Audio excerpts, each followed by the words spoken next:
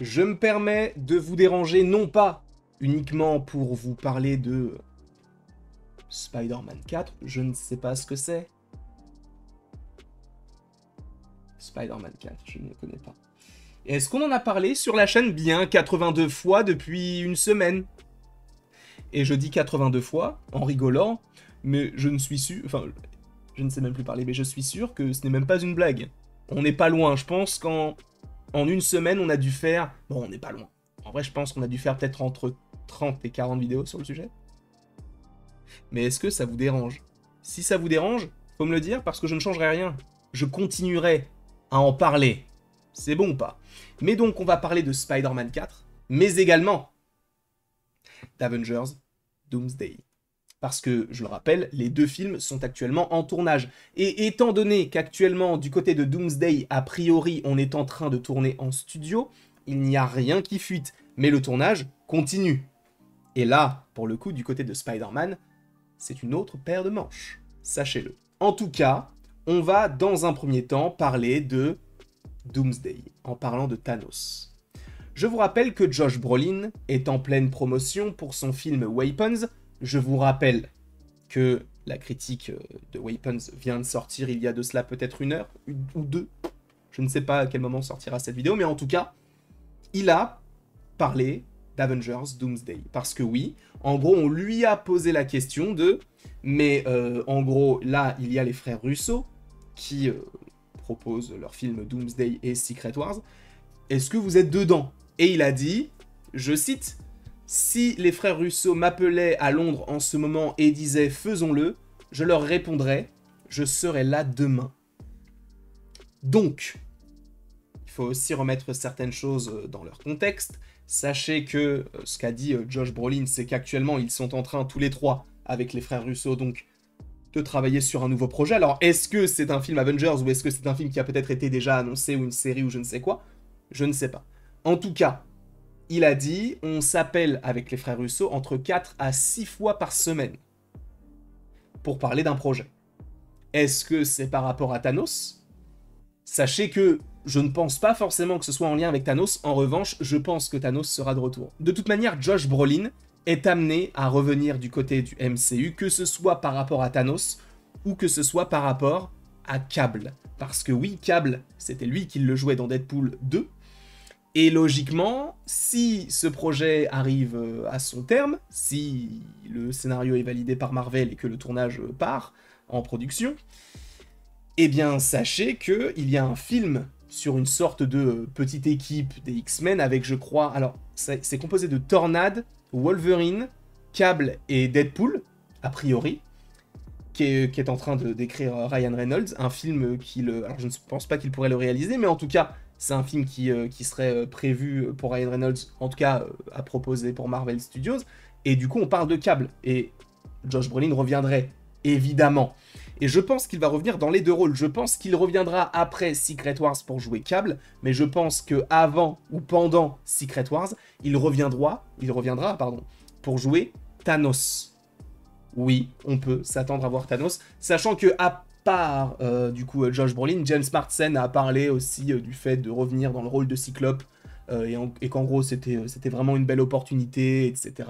Bref, après je ne sais pas s'il aura un grand rôle, logiquement non, étant donné que, enfin peut-être que dans Doomsday ici, mais on peut partir du principe que par la suite, avec l'après Avengers Secret Wars, on puisse partir sur toute autre chose. On verra, on a le temps, on verra.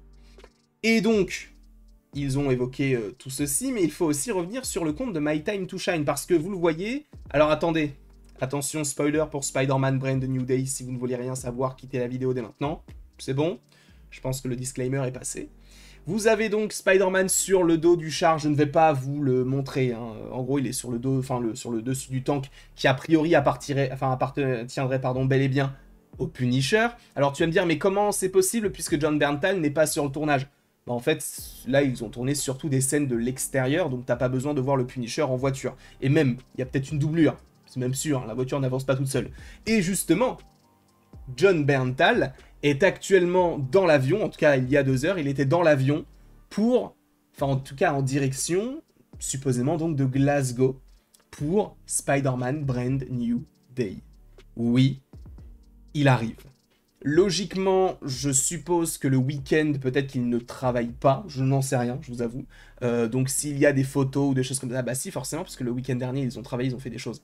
Donc, supposément qu'il y aura des images de John Bernthal dans le rôle du Punisher pour ce film-là. Est-ce qu'il portera, bel et bien une armure? Parce que c'est possible. Ça, peut-être qu'on en parlera demain si on n'en a pas déjà parlé. Mais c'est quelque chose qui, à mon avis, est à évoquer par rapport à ce projet-là. Et même au-delà de tout ça, il faut aussi revenir sur le fait qu'il y a des images par rapport au fait que Spider-Man donc mette en tout cas des fleurs sur la tombe de Tante May.